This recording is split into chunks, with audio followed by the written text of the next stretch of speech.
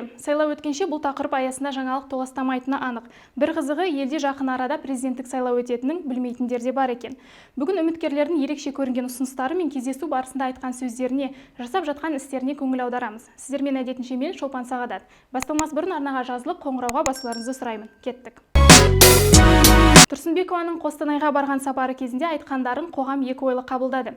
Айтуынша, әйелдерге квотаның қажеті жоқ. Ешбір елде әйелдерге арналған жеке квота берілмейді. Яғни жеке қарастырылатын дүние емес. Паритет сақталу керек. Егер халықтың 52% әйелдер болса, демек парламентте, квазимемлекеттік секторда кез келген бөлімде әйелдер саны 50%-дан төмен болмауы керек. Әрине, жеке квота беру, қызметте гендерге бөліну шешілу керек мәселе, бірақ бұл жақын арада жүзеге аспайды. Дайрабаев болса кездесулеріне емес, басқа фактілерге назар аудартуға итермелейді. Әлеуметтік желіде аталу белгілену бойынша екінші орында. Әрине, оның жартысы есіміне байланысты қалжыңдар мен мемдер екені түсінікті. Бірақ не десе де ауыл адамдарына сенім ұялататын үміткер екені сөзсіз. Ауыл проблемаларын шешуге бағытталған бағдарламасы ауыл тұрғындарына жағымды.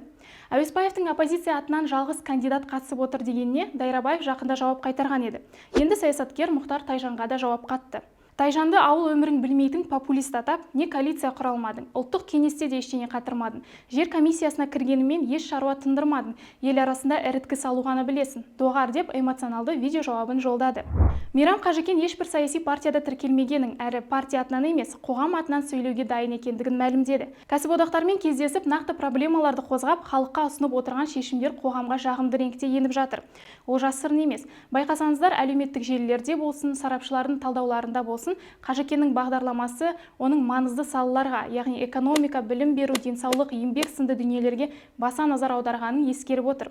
Мысал ретінде сіздерге контент-анализ түрінде бірнеше факт келтірейін. Аса маңызды экономика сөзі Қажыкеннің бағдарламасында 12 рет қолданылса, әбден өз бағдарламасында бұл маңызды саланы сөз еткен емес. Бар болғаны бір рет атап өтті. Оның өзі менің бірінші мамандығым экономика саласымен байланысты деген сөзінде.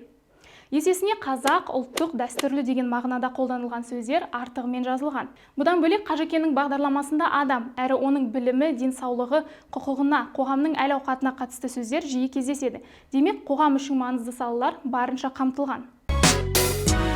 Ал Тоқаевтың осы аптадағы кездесуі Маңғыстау жұртшылығымен болды. Өңірдегі бір қатар өзекті мәселелер де қозғалды. Соның бірі ауыз су тапшылығы. Одан кейін балабақшадағы орын жетіспеушілікке тиімді шешім ұсынып, Каспий теңізіндегі итбалықтардың жайын да назардан тыс қалдырмады. Оған қоса соңғы уақытта жиі орын алған әлеуметтік желілердің әлсіз жұмысына, бұғаттауына қатысты ойын айтты. Қазақстан ақпарат жүйесіне кибершабуыл жасалып жатыр. Бұл елдің ішкі және сыртқы жаулары деді. Жағдай әсіресе қазіргі саяси кампания кезінде жиілей түскеніне назар аударып, мемлекет бұнымен күрес кезінде жалған ақпарат таратуға тыйым салуға дейін баратынын айтты. Ертең яки 11 қарашада үміткерлер арасында ұлттық арнада тікелей эфирде пікірсайыс өтеді. Сайлау алдындағы пікірсайыс 4 кезеңнен тұрады. Олар алдымен сайлау бағдарламаларын таныстырады, сосын қарсыластарына сұрақ қояды. Сайлаушылардың көкейінде жүрген сұрақтарға жауап беріп, үндеу жасайды. Тоқаевтың орнына қоғамдық штаб жетекшісі Қазақстан Республикасы парламенті мәжілісінің спикері Ерлан Қошанов сөз сөйлейді.